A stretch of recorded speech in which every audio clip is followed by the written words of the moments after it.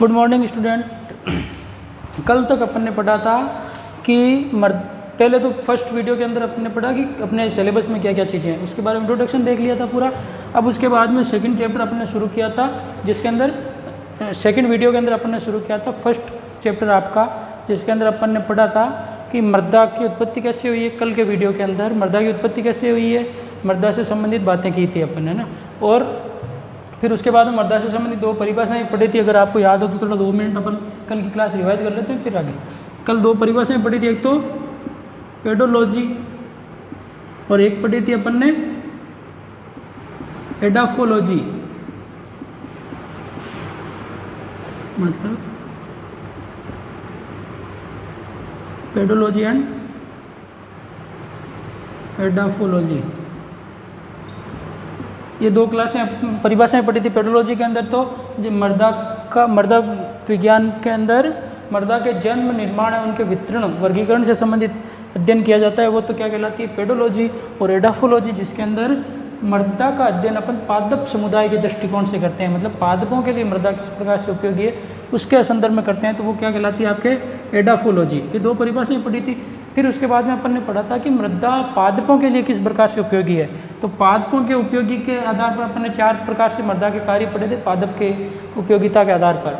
तो जिसके अंदर सबसे पहले पढ़ा था पादपों को आवश्यक पोषक तत्व उपलब्ध करवाती है मृदा। फिर उसके बाद में सेकंड पॉइंट अपन ने पढ़ा था कि मृदा पादप को क्या उपलब्ध करवाती है, जल उपलब्ध करवाती है, वाटर उपलब्ध करवाती है। और जल की अगर उपलब्धता बराबर नहीं रहेगी, उपलब्ध बराबर नहीं होगा तो क्या होगा, उसके अंदर पादप की कोशिकाओं में डिवीजन होना बंद हो जाएगा, जिससे क्या हो जाएगा, पादप में वृद्धि रुक जाएगी। ठीक है, ये 2 चीज़ें। फिर उसके बाद में अपन ने पढ़ा था कि पादप को श्वसन के लिए ऑक्सीजन गैस उपलब्ध करवाती है।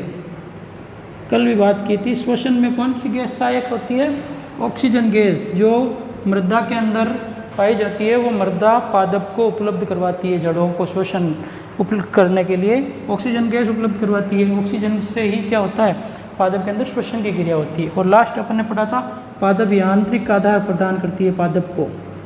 यांत्रिक आधार का मतलब क्या है, पादप को सीधा खड़ा रखने में, जड़ों को बांधे रखती है ना। इस प्रकार से ये सारी क्रियाएं अपन ने पढ़ ली थी। यहाँ तक अपन ने कल के क्लास के अंदर पढ़ लिया था। अब आज अपन इससे आगे शुरू करेंगे, इससे आगे अपन पढ़ेंगे। और मैंने आपको इस फर्स्ट चैप्टर की PDF भी अवेलेबल करवा दी है, आपके ग्रुप के अंदर डाल दी है पूरा चैप्टर की PDF, ठीक है ना, जिसके अंदर आप उस PDF को अपने नोटबुक के अंदर कॉपी कर लें। जब भी फील्ड के अंदर आना होगा तो आपके घर पे कॉपी वर्क चेक किया जाएगा और आपने कहाँ तक पढ़ा है वो सारी चीज़ें चेक की जाएगी, है ना। तो इसके लिए आपको जो PDF दी हुई है, फर्स्ट चैप्टर के जो नोट्स दिए हुए हैं वो आपको कॉपी के अंदर उतार लेने, लिख लेने हैं पूरे, और समझते हुए लिखना है, ठीक है। अब इसके बाद में अपन पढ़ रहे हैं इसके आगे मृदा के अवयव, मतलब composition of components of soil.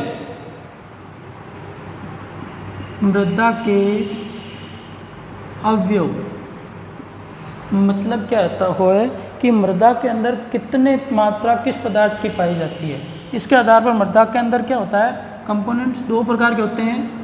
मतलब पदार्थ की 3 अवस्थाएं होती है, कौन कौन सी, ठोस, द्रव और गैस। तो मृदा के अवयव भी 3 अवस्थाओं में पाए जाते हैं, ठोस अवस्था में भी पाए जाते हैं, द्रव अवस्था में भी पाए जाते हैं और गैस अवस्था में भी पाए जाते हैं, ठीक है ना। तो इसके आधार पर मृदा को 2 भागों में बांटा गया है। सबसे पहला भाग तो है आपके ठोस। मृदा के अवयव को 2 भागों में बांटा गया है। सबसे पहला है आपके ठोस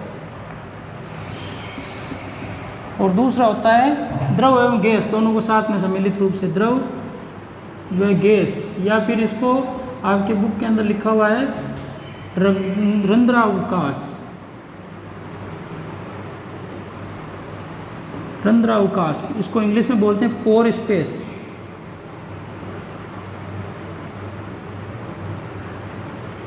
पोर स्पेस, ठीक है ना। मतलब रंध्र तो अपन ने पढ़ा है, 8th क्लास की किताब में भी था आपके। रंध्र क्या होते हैं, जो पादप की पत्ती के ऊपर क्या होते हैं, श्वसन क्रिया, मतलब वो ऑक्सीजन को ग्रहण करते हैं, कार्बन डाइऑक्साइड को ग्रहण करते हैं ना, उसको श्वसन के अंदर वाष्पोत्सर्जन में गटेशन के अंदर, बिंदु स्त्राव के अंदर, है ना, इन सब के अंदर सहायक होते हैं रंध्र। देखा होगा ना आपके, जैसे अपन पत्ती की संरचना देखते हैं, पत्ती के अंदर जो ये इस प्रकार से संरचना होती है, उसके अंदर क्या होता है, यहाँ पर छोटे छोटे रंध्र पाए जाते हैं। रंध्र की अगर अपन संरचना देखें तो वो इस प्रकार से होते हैं।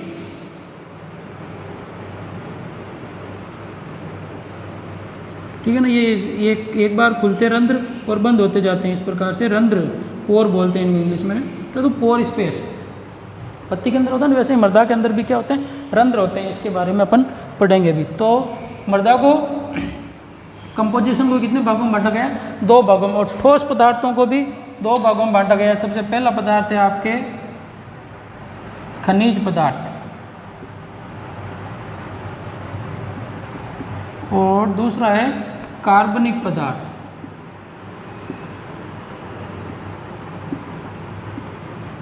ठीक है, और इसको 2 भागों में बांट देते हैं अपन।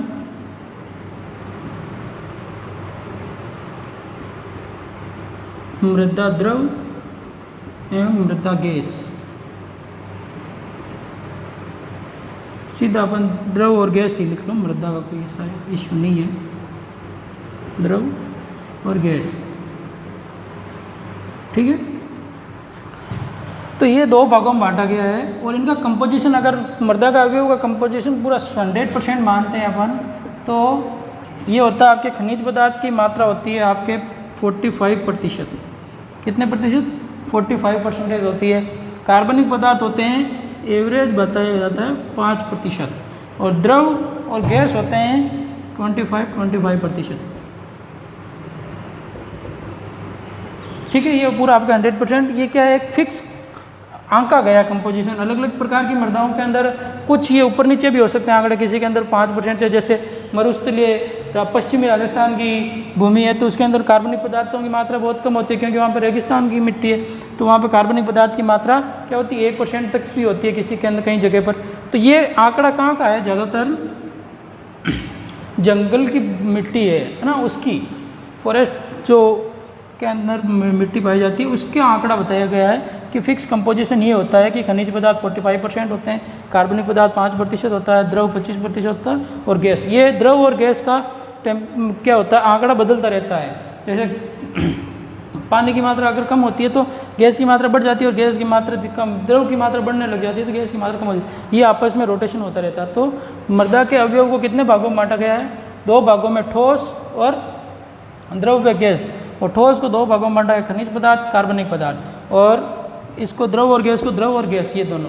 इसको अगर अपन ऐसे भी समझ सकते हैं, जैसे एक और डायग्राम बना देता हूँ मैं छोटा सा, जिसके आधार पर अपन समझें।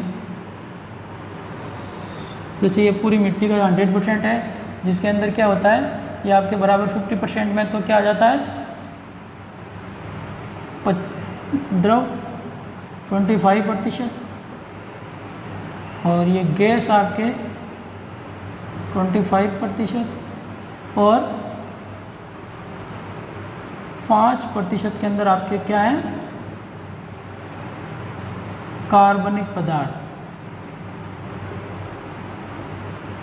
और ये होते हैं आपके खनिज पदार्थ, मिनरल मैटर। कितने प्रतिशत, 45%। ठीक है, ये हो गया आपके मृदा के अवयव, ठोस, द्रव। अब इनके बारे में बात करते हैं। खनिज पदार्थ, खनिज पदार्थ कैसे बनते हैं, जैसे अपन ने अभी कल भी बात की थी कि मृदा का निर्माण किन से होता है, चट्टानों से होता है। कल बात की थी अपन ने इसके बारे में डिटेल कि पृथ्वी का निर्माण कैसे होता है, फिर उसके बाद में अपन ने पढ़ा कि मृदा का निर्माण कैसे होता है। तो मृदा का निर्माण अपन ने बात की थी कि मृदा के प्रतिरक पदार्थ कौन होते हैं, चट्टानें होती है। कौन होती है, चट्टानें।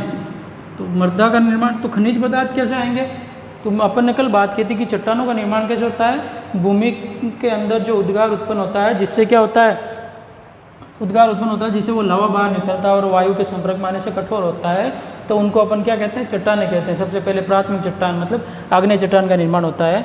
तो उसके अंदर जो मिट्टी के अंदर जो खनिज पदार्थ होते हैं वो क्या होते हैं, चट्टानों के अंदर आ जाते हैं। और चट्टानें जैसे जैसे टूटेगी उनके अंदर विच्छेद, ये डिवीजन होता जाएगा, मृदा का निर्माण होगा। तो वो चट्टानों के गुण ही क्या हो जाएंगे, उसके अंदर मृदा के अंदर आ जाएंगे। जैसे अपने अंदर गुण किसके आते हैं, अपने पैतृक के, जैसे अपने माता पिता के, दादा दादी के, नाना नानी के आते हैं। तो उसी प्रकार मृदा का निर्माण, मृदा के पैतृक कौन है, चट्टान है, तो चट्टानों के ही गुण आएंगे मृदा के अंदर, ठीक है ना। तो मृदा के अंदर खनिज पदार्थ कहाँ से आते पैदा होते हैं, चट्टानों से आते हैं। और खनिज पदार्थ की मात्रा क्या होती है 45%। जैसे लाइम स्टोन है, ग्रेनाइट है, ये सभी क्या है, चट्टान है। जैसे लाइम स्टोन क्या है, एक ही प्रकार के खनिज से मिलकर बना हुआ होता है, ठीक है ना। लाइम स्टोन क्या है, खनिज पदार्थ, जैसे लाइम स्टोन जो क्या होता है एक ही प्रकार के खनिज से मिलकर बना होता है। जैसे ग्रेनाइट, ये सभी क्या है, खनिज हैं, ठीक है ना, मिनरल्स। तो ग्रेनाइट क्या होती है, एक से अधिक प्रकार की चट्टानों से, एक से अधिक प्रकार के खनिजों से मिलकर बना हुआ पदार्थ है, ठीक है ना, खनिज पदार्थ। तो लाइम स्टोन तो क्या होता है, एक ही प्रकार के खनिज से मिलकर बना होता है। ग्रेनाइट अलग अलग एक से अधिक प्रकार के खनिज पदार्थों से मिलकर बना होता है। ये क्या हो गए, खनिज पदार्थ होंगे। अब एक कार्बनिक पदार्थ, खनिज पदार्थ तो आगे बात समझ में, चट्टानों से निर्माण होता है इस प्रकार से। अब एक कार्बनिक पदार्थ, कार्बनिक पदार्थ का निर्माण कैसे होता है, कार्बनिक पदार्थ क्या होता है, पादप और जंतुओं के, पादप पेड़ पौधों एवं जंतुओं के जो अवशेष होते हैं। जैसे अपन देखते हैं ये पेड़ पौधों, पतझड़ के मौसम में पेड़ पौधों की पत्तियां क्या होती है, टूट जाती है, गिर जाती है। गिरने के बाद में वो क्या होती है, मिट्टी के ऊपर ही गिरती है। तो कुछ समय के बाद में, मतलब थोड़ा समय लगता है, जिससे क्या हो जाती है, वो पेड़ पौधों की पत्तियां या फिर कोई जानवर है उसके अवशेष, जैसे मिट्टी होती है तो अपन वो मिट्टी पे क्या होता है, धीरे धीरे वो क्या होता है, मिट्टी के अंदर मिल जाता है। तो पेड़ पौधों की पत्तियां, जानवरों के अवशेष, ये सभी क्या होते हैं, अपघटित होकर, अपघटित का मतलब मृदा के अंदर विलीन होकर क्या होते हैं, मृदा के अंदर जो पादपों के अंदर और जंतुओं के अंदर जो कार्बनिक पदार्थ होते हैं वो मृदा के अंदर विलीन हो जाते हैं, जिसको अपन क्या कहते हैं, ह्यूमस कहते हैं,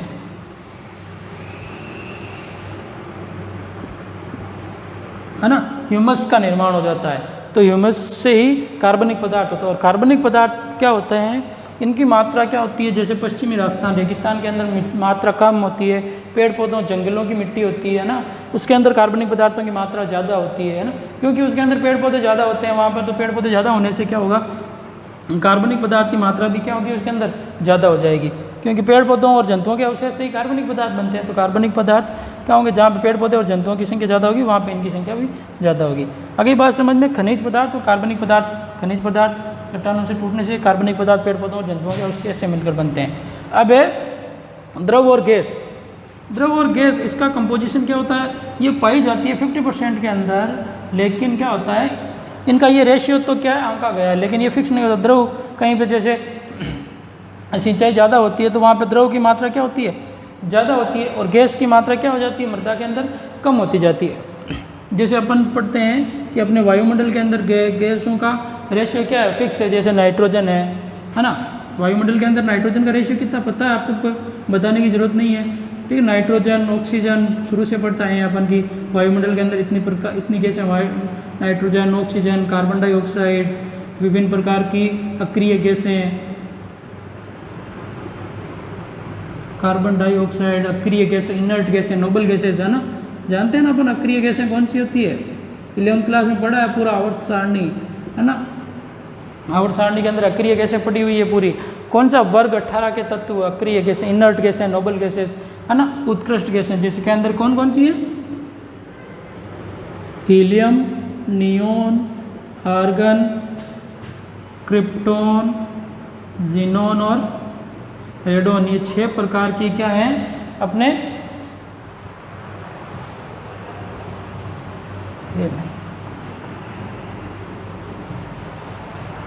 ये सभी क्या है आपके अक्रिय गैसें हैं, है ना, इनर्ट गैसें। ये सभी क्या होती है आपको पाई जाती है किसके अंदर, वायुमंडल के अंदर।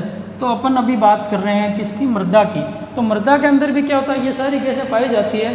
नाइट्रोजन की मात्रा थोड़ी वायुमंडल से ज़्यादा होती है, क्योंकि जो पेड़ पौधे होते हैं उनकी जड़ों के अंदर जैसे राइजोबियम है, जीवाणु होते हैं, एजोटोबैक्टर है, ये सारे जीवाणु क्या करते हैं, नाइट्रोजन स्थिरीकरण में सहायक होते हैं, नाइट्रोजन फिक्सेशन में सहायक होते हैं। तो ये क्या करते हैं, पेड़ पौधे की जड़ें जो नाइट्रोजन स्थिरीकरण करती है या बिजलियों के कड़कने से, ये सर नाइट्रोजन साइकिल पढ़ेंगे अपन अगले चैप्टर में, आपके है नाइट्रोजन चक्र पूरा। तो नाइट्रोजन का वायुमंडल के अंदर और मृदा के अंदर के आदान प्रदान, ये सारी चीज़ें पढ़ेंगे अपन। तो नाइट्रोजन की मात्रा बढ़ती है मृदा के अंदर, ठीक है। ऑक्सीजन की मात्रा लगभग रेशियो बराबर ही रहता है। ऑक्सीजन की मात्रा तो क्या होती है, मृदा के अंदर अपन नीचे जाएंगे जैसे जैसे तो कम होती जाती है, और कार्बन डाइऑक्साइड की मात्रा क्या होती है, मिट्टी के अंदर बढ़ती जाती है। ये क्वेश्चन आता है आपके एक एग्ज़ाम में आया हुआ आता है कि मृदा के अंदर कार्बन डाइऑक्साइड की मात्रा कितनी होती है। वायुमंडल के अंदर तो अपन को पता है, वायुमंडल के अंदर तो कितनी होती है कार्बन डाइऑक्साइड CO2 की मात्रा। वायुमंडल में तो CO2 होती है 0.03%, लेकिन मृदा के अंदर कितनी होती है? मृदा के अंदर होती है आपके 0.03%। तो क्या है, CO2 की मात्रा मृदा के अंदर ज़्यादा होती है। किसके अंदर? मृदा के अंदर कार्बन डाइऑक्साइड की मात्रा ज़्यादा होती है। ये ध्यान रखना इंपॉर्टेंट टॉपिक है कि मृदा के अंदर कार्बन डाइऑक्साइड की मात्रा कितनी होती है। अपन क्या करते हैं, ये अपन के जो रटी हुई चीज़ है शुरू से लेकर 5th क्लास से अपन यही पढ़ते आ रहे हैं कि कार्बन डाइऑक्साइड की मात्रा 0.03% होती है, लेकिन मृदा के अंदर कितनी होती है? 0.03% होती है। ठीक है ना, ये इंपॉर्टेंट है, ध्यान रखना कि मृदा के अंदर कार्बन डाइऑक्साइड की मात्रा क्या होती है, क्योंकि ये चीज़ें हैं जो याद रखने की वाली है और ये क्वेश्चन बनता है, 1 नंबर का क्वेश्चन आता है इसमें से। ठीक है ना, ऐसे। तो आगे बात समझिए, मृदा का कंपोनेंट्स क्या होता है? ठोस, द्रव, खनिज पदार्थ 45%, इसका ये रेशियो याद रखना है आपको। 45% खनिज पदार्थ होते हैं, 5% कार्बनिक पदार्थ, द्रव 25% और गैस 25%। तो ये बात समझ में यहाँ तक क्लियर है। मृदा के अवयव, 4 प्रकार के मृदा के अवयव पढ़ लिए अपन ने, बैठा दो ये। अब उसके आगे अपन पढ़ रहे हैं कि 2 प्रकार की मृदाएं होती है, उनके बारे में।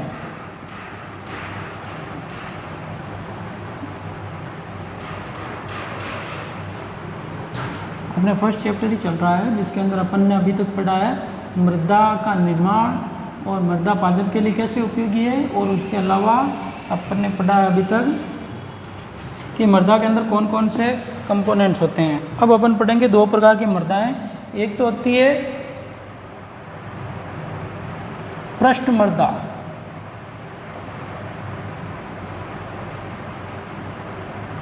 पृष्ठ मृदा, और एक होती है अवमृदा। पृष्ठ मृदा और अवमृदा। पृष्ठ मृदा को इंग्लिश में याद रखें आप, सरफेस सॉइल, और अवमृदा को आप याद रखें सब सॉइल। इंग्लिश वर्ड याद रखें, आसानी से याद रहेगा। पृष्ठ मतलब ऊपर की सतह, सरफेस, मृदा का तो अपन जानते हैं सॉइल, अव छोटी, सब सॉइल है ना। पृष्ठ मृदा और अवमृदा, इनकी परिभाषाएं क्या होती है? 1 नंबर का या 2 नंबर का क्वेश्चन आ जाता है, पृष्ठ मृदा और अवमृदा में अंतर लिखिए या फिर इन दोनों को परिभाषित कीजिए। तो देखो इन सिंपल सी परिभाषा है, पृष्ठ मृदा किसे कहते हैं अपन और अवमृदा किसे कहते हैं। पृष्ठ का मतलब क्या है? ऊपर की सतह पर वह मृदा जिसके ऊपर अपन क्या करते हैं, खेती करते हैं या कृषि के औजार चलाते हैं, कृषि करते हैं, वो मृदा क्या कहलाती है? पृष्ठ मृदा। जिसके ऊपर अपन क्या करते हैं,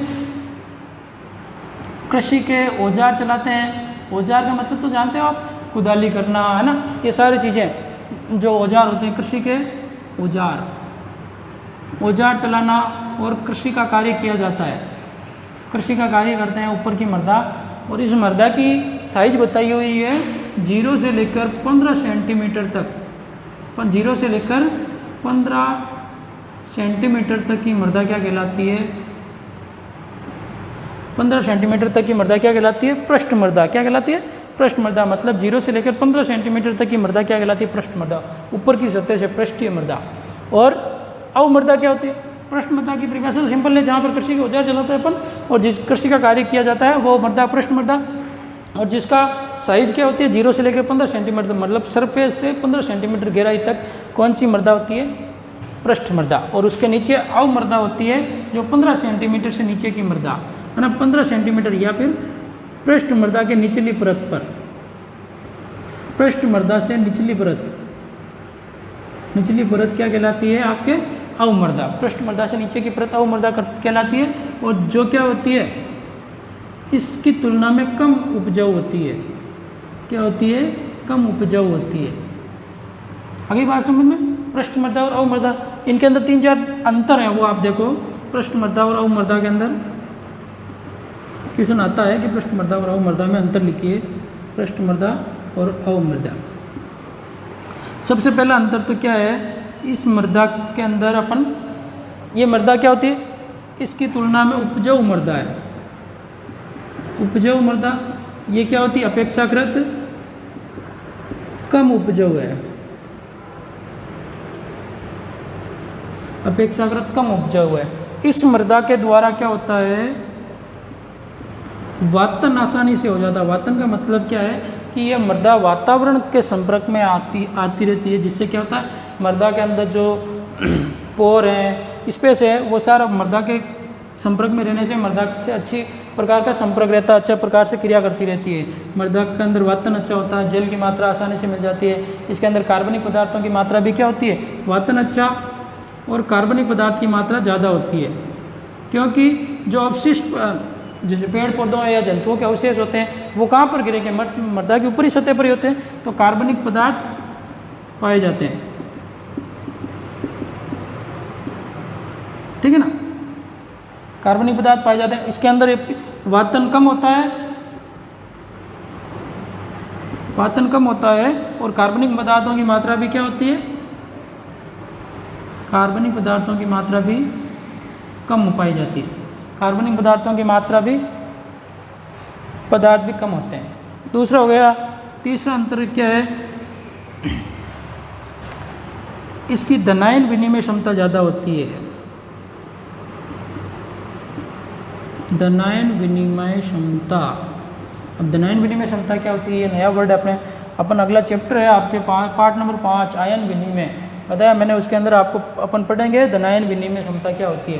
फिर भी मैं आपको इसकी परिभाषा बता देता हूँ, वहाँ पे अपन डिटेल में पढ़ेंगे, अभी इसकी परिभाषा समझ लेते हैं। धनायन विनिमय क्षमता इसको क्या बोलते हैं, कैटायन एक्सचेंज कैपेसिटी, CEC से समझते हैं। कैटायन धनायन को कैटायन, विनिमय को एक्सचेंज, क्षमता को कैपेसिटी, कैटायन एक्सचेंज कैपेसिटी। अब धनायन विनिमय क्षमता क्या होती है, धनायन विनिमय क्षमता वह होती है जैसे 1 किलोग्राम मृदा द्वारा H+ आयन, H+ मतलब हाइड्रोजन आयन, या फिर कोई धनायन आयनों की अधिशोषित करने की क्षमता क्या कहलाती है, धनायन विनिमय क्षमता। मतलब 1 किलोग्राम मृदा, जैसे 1000 ग्राम अपन मृदा लेते हैं तो उसके अंदर कितने H+ आयन अधिशोषित, उस मृदा ने कितने H+ आयन अधिशोषित किए हैं, या H+ नहीं हो तो कोई भी धनायन, कितने धनायन उसने अधिशोषित किए हैं, तो वो क्षमता क्या कहलाती है, धनायन विनिमय क्षमता। हाँ, आगे बात समझ में, धनायन विनिमय क्षमता क्या होती है कि 1000 ग्राम मृदा द्वारा H+ आयनों के अधिशोषित करने की क्षमता को क्या कहते हैं, धनायन विनिमय क्षमता। इसको अपन आराम से पढ़ेंगे पूरा डिटेल में, धनायन किस पादप की धनायन विनिमय क्षमता, किस मिट्टी की धनायन विनिमय क्षमता की ज़्यादा होती है, किसकी कम होती है। तो पृष्ठ मृदा की धनायन विनिमय क्षमता क्या होती है, ज़्यादा होती है, और जिसकी धनायन विनिमय क्षमता ज़्यादा होती है उन वो क्या होती है, ज़्यादा उपजाऊ होती है, और ये धनायन विनिमय क्षमता कम होती है इसकी। इसके अलावा ये क्या होती है, जल का अवशोषण आसानी से कर लेती है, इसकी अवशोषण की क्षमता ज़्यादा होती है, अवशोषण की क्षमता ज़्यादा होती है,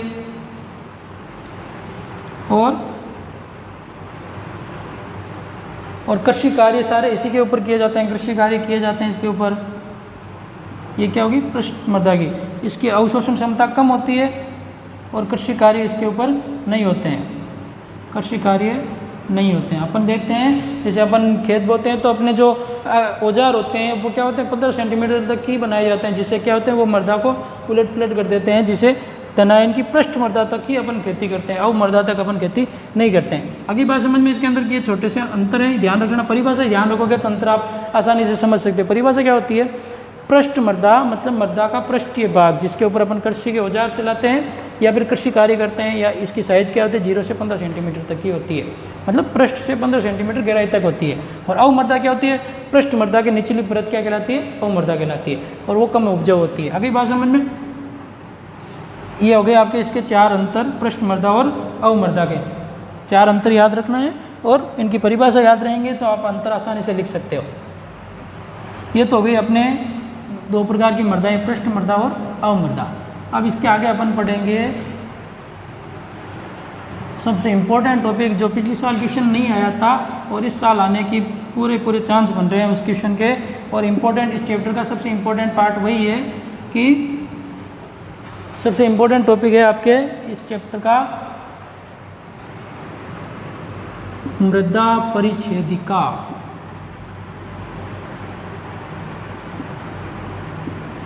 मृदा परिच्छेदिका, या फिर इंग्लिश में बोलते हैं अपन इसको सॉइल प्रोफाइल। सॉइल प्रोफाइल ध्यान रखना, सॉइल प्रोफाइल परिच्छेदिका। अगर आपको थोड़ा अटपटा नाम लग रहा है तो सॉइल प्रोफाइल अच्छे से याद रखें आप। अब सॉइल प्रोफाइल क्या होती है, बहुत इंपॉर्टेंट लगा ले हाँ वहाँ, ठीक है ना, इंपॉर्टेंट टॉपिक है ये सॉइल प्रोफाइल। क्वेश्चन आता है 2 नंबर का या 3 नंबर का क्वेश्चन आएगा, ठीक है ना। सॉइल प्रोफाइल क्या होती है, अगर अपन जेड की तैयारी करते हैं तो उसके अंदर भी ये इंपॉर्टेंट रहता है आपके, ठीक है ना। सॉइल प्रोफाइल, अब सॉइल प्रोफाइल क्या होता है, मृदा परिच्छेदिका। प्रोफाइल का मतलब अपन क्या जानते हैं, आपको पता है कि उसकी प्रोफाइल क्या है, उसकी प्रोफाइल क्या है। तो प्रोफाइल का मतलब ये होता है कि मृदा का जो सतह है उसके अंदर क्या क्या कौन कौन सी परतें पाई जाती है, उसका क्या क्या रेशियो रहता है, उस पर क्या क्या कार्य होता है उसके अंदर।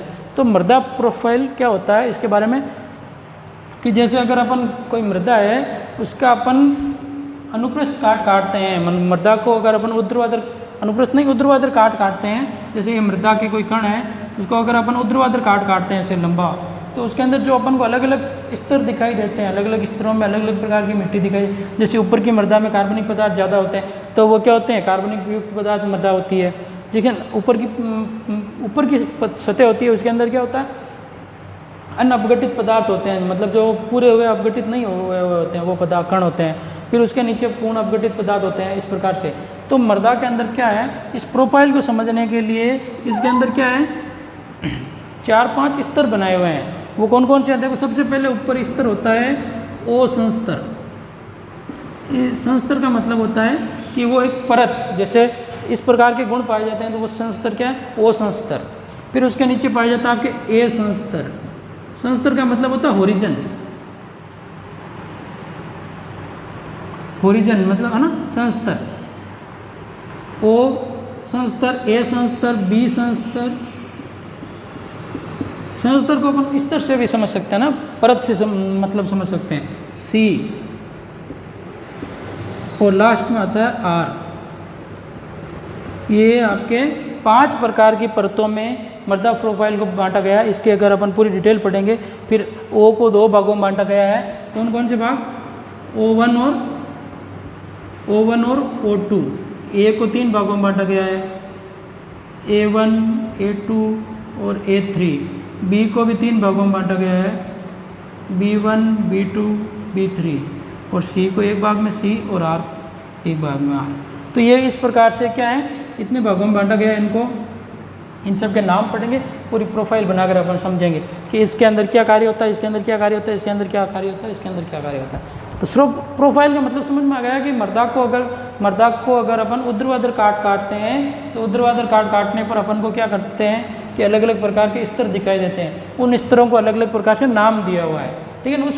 उस नाम के आधार पर पूरा प्रोफाइल बना दिया, तो इसको अपन क्या कहते हैं, प्रोफाइल, सॉइल प्रोफाइल। मतलब मृदा की आंतरिक संरचना पूरी अपन को समझना। ओ संस्तर, ए संस्तर, बी संस्तर, सी संस्तर और आर संस्तर, ये 5 प्रकार के स्तर बनाए हुए। इसका मैं डायग्राम बनाता हूँ आपको, क्या क्या होते हैं, कौन कौन से होते हैं, ठीक है।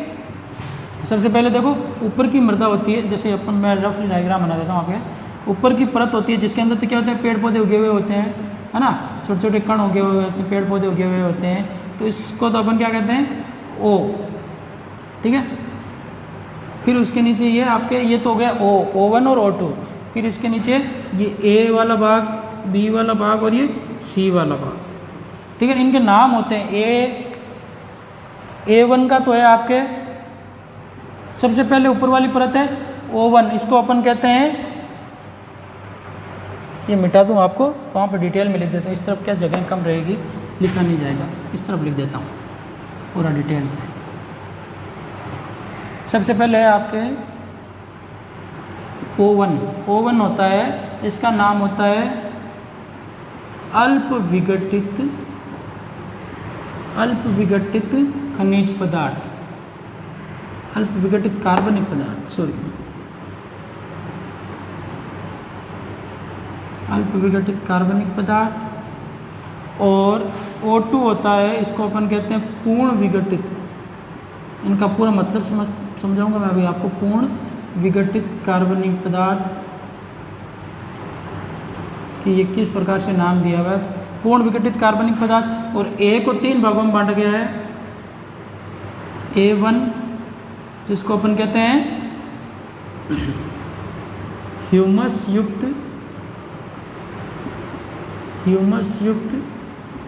कार्बनिक पदार्थ, ह्यूमस युक्त खनिज पदार्थ, ह्यूमस युक्त खनिज पदार्थ। A2 होता है निक्सालित। अभी निक्सालित का भी मतलब बताऊंगा आपको। निक्सालित संस्तर। और A3 होता है परिवर्तनीय संस्तर।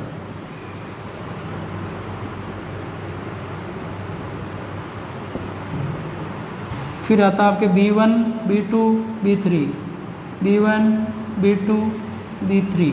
B1 होता है आपके, ये भी क्या है, परिवर्तनीय संस्तर है।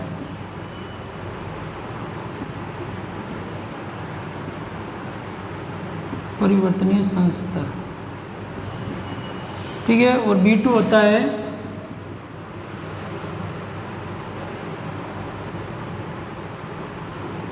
निक्षेपित संस्तर।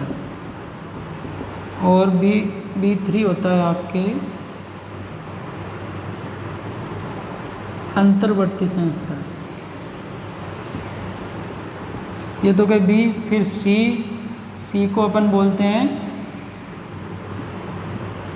अपक्षयित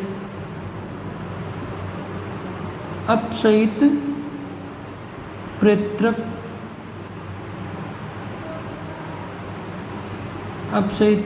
पदार्थ। और लास्ट है आपके आर का मतलब है चट्टाने, रिजिड पदार्थ, ठीक है ना। ये आपके टोटल मृदा प्रोफाइल को इतने भागों में, इतने स्तरों में बांटा गया है।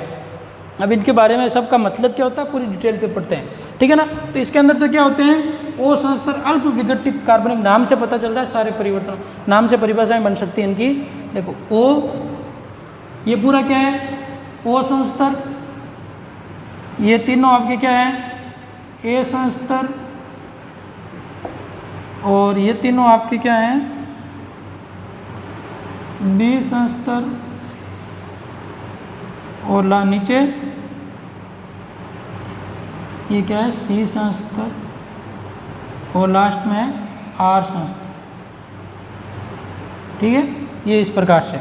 तो सबसे पहले ओ संस्तर के उस संस्तर को कहते हैं जिसको अपन नग्न आंखों से देख सकते हैं, ना। मतलब अपन अपनी आंखों से पता चल, सबसे ऊपरी परत को तो अपन, मिट्टी की सबसे ऊपर की परत को तो अपन देख सकते हैं ना अपनी आंखों से। आंतरिक परतें तो क्या होती है, अगर अपन काटेंगे, फिर अगर अपन इनको सूक्ष्मदर्शी की सहायता से कण का पूरा आंतरिक संरचना देखते हैं तो फिर वो अपन को डिटेल से पता चलता है। लेकिन ऊपर की परत को तो अपन आंखों से देख सकते हैं कि ऊपर की परत पर क्या है। जैसे अपन देखते हैं अभी बारिश का मौसम चल रहा है, तो बारिश के मौसम के अंदर हल्की हल्की घास फूस उगे हुए हैं, है ना, मिट्टी के ऊपर। तो उसको अपन क्या कहते हैं, ओ संस्तर। ओ संस्तर के अंदर ये क्या है, हल्की हल्की घास फूस उगी हुई है आपके ऊपर। तो ये क्या होते हैं, ओ संस्तर के अंदर अल्प विघटित, जैसे बारिश की सीजन चली जाएगी तो ये ऊपर की जो पेड़ पौधे हैं, ये अच्छी छोटी छोटी घास फूस है, वो क्या हो जाएगी, मृत हो जाएगी, जिससे उनका विघटन शुरू हो जाएगा। लेकिन उनका विघटन क्या होता है, जैसे ऊपर की सतह पर है तो उसका अल्प मतलब थोड़ा सा विघटन का मतलब वो मिट्टी के अंदर मिल जाना। तो वो थोड़ी सी मात्रा में क्या होता है, उनका विघटन होता है, जिनको अपन नग्न आंखों से देख सकते हैं। अल्प विघटित मतलब, अल्प का मतलब थोड़ा विघटन होना पदार्थ का, कार्बनिक पदार्थ का। O2 इसके नीचे वाली परत, O1 से नीचे की परत क्या कहलाती है, O2। तो O2 के अंदर क्या होता है, पूर्ण विघटित, जो कार्बनिक पदार्थ O1 संस्तर के अंदर क्या होता है, अल्प विघटित था, वो O2 के अंदर क्या हो जाएगा, पूर्ण विघटित हो जाएगा। आगे बात समझ में। और जिनको अपन नग्न आंखों से नहीं देख पाते हैं वो क्या कहलाता है, पूर्ण विघटित कार्बनिक पदार्थ। आगे बात समझ में, अल्प विघटित कार्बनिक पदार्थ और पूर्ण विघटित कार्बनिक पदार्थ। ये तो हो गए आपके O संस्तर। फिर आता है आपके ए के कितने भागों में बांटा गया, 3 भागों में। ह्यूमस युक्त खनिज पदार्थ। अभी ह्यूमस का मतलब क्या होता है, ह्यूमस का मैंने बताया कि जो पेड़ पौधों के अवशेष हैं, पेड़ पौधों या जीव जंतुओं के जो अवशेष हैं वो मृदा के अंदर पूर्णतः विलीन हो जाते हैं, तो उनसे जो पदार्थ बनता है उनको अपन क्या कहते हैं, ह्यूमस कहते हैं। तो ह्यूमस युक्त खनिज पदार्थ क्या कहलाते हैं, जिसके अंदर उनका विघटन पूर्ण रूप से हो जाता है, तो उनको अपन ए संस्तर के अंदर रखते हैं। फिर आता है आपके A2 को मतलब है निक्षालित संस्तर। निक्षालन ये आपके इसी चैप्टर में है आगे। निक्षालन क्या होता है, इल्यूमिनेशन बोलते हैं इसको। निक्षालन का मतलब होता है कि जो ऊपरी परत के अंदर जो कण होते हैं, कार्बनिक पदार्थ होते हैं, वो उनका विघटन होकर नीचे के स्तरों में, जैसे यहाँ से एक जो ह्यूमस बनी हुई थी A1 के अंदर, वो नीचे के स्तर जैसे B1 B2 C के अंदर चले जाते हैं, तो उनको अपन बोलते हैं उन ऊपर की परत से बहकर नीचे वाले स्तरों में जाकर चले जाना, तो उनको अपन क्या कहते हैं, निक्सालन। आगे बात समझ, ये कभी आप और पढ़ेंगे निक्षेपित, है ना, तो वो उसका भी मतलब अलग होता है, अभी वो बताऊंगा। निक्सालन का मतलब तो क्या होता है कि ऊपरी स्तरों से कार्बनिक पदार्थ या खनिज पदार्थों का बह जाना, वो तो क्या कहलाता है, निक्सालन।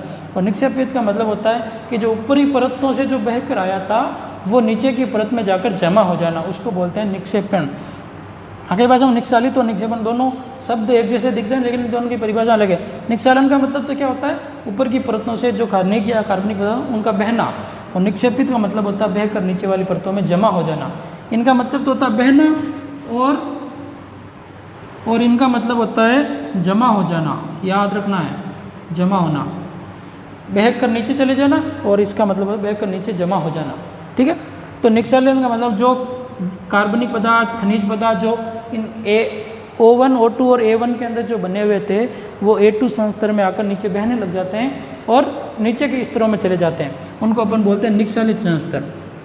A3 का मतलब जो निक्षालित हुए थे A2 के अंदर, वो क्या हो जाएंगे, परिवर्तित होते जाएंगे। मतलब जो ह्यूमस, जैसे यहाँ पे अल्प विघटित थी, यहाँ पे पूर्ण विघटित हो गई, और इन दोनों का विघटन होने से ह्यूमस बनने लग गया, और उस ह्यूमस का क्या हो गया, निक्षालन हो गया।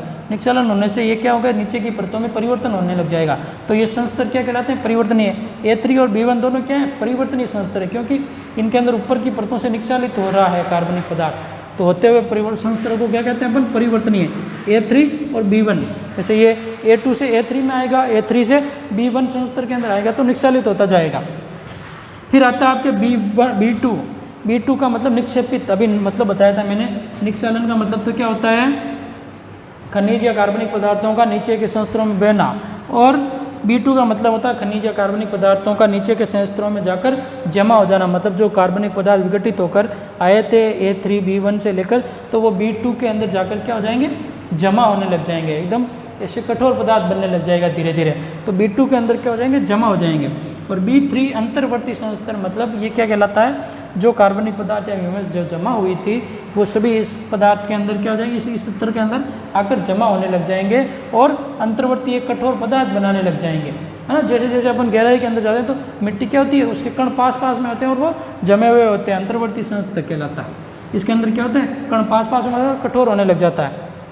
और C के अंदर तो क्या होते हैं, जो अपक्षयित होकर ऊपर से जो पैतृक पदार्थ आए थे वो सारे क्या होते हैं, C के अंदर कठोर, वापस नीचे कठोर परतें बनने लग जाती है और कठोर पदार्थ बनने लग जाता है। और R वाले संस्तर तक आते आते आदर वापस क्या हो जाते हैं, वो ह्यूमस कार्बनिक पदार्थ जो निक्षालित होकर क्या होते हैं, नीचे के संस्तरों में आकर जमा होने जाते हैं, वापस कठोर पदार्थ या चट्टानों का रूप ले लेते हैं। तो इस प्रकार से मृदा परिच्छेदिका इंपॉर्टेंट टॉपिक है। आपके क्वेश्चन आता है कि मृदा परिच्छेदिका को सचित्र समझाइए।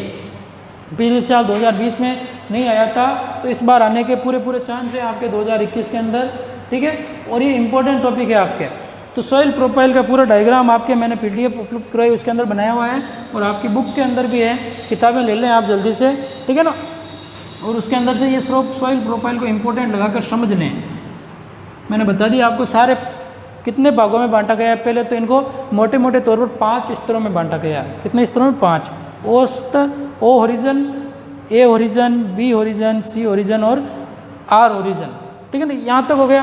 फिर इन O को 2 भागों में O1 O2, और A को 3 भागों में A1 A2 A3, और B1 B2 B3 और C और R।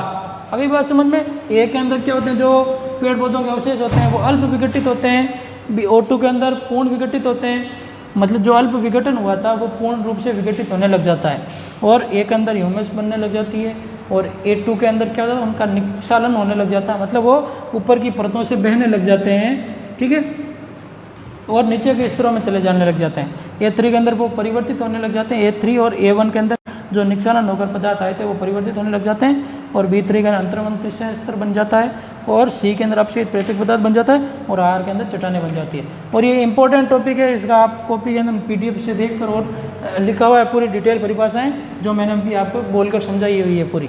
अगली बात समझ में इंपॉर्टेंट लगा लेना, सॉइल प्रोफाइल। आज तक तो अपन आज की क्लास में अपन यहाँ तक पढ़ेंगे सॉइल प्रोफाइल, और कल से अपन शुरू करेंगे अपनी चट्टानों का वर्गीकरण, ठीक है ना।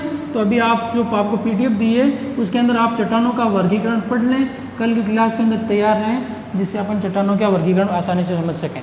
ठीक है, गुड लक।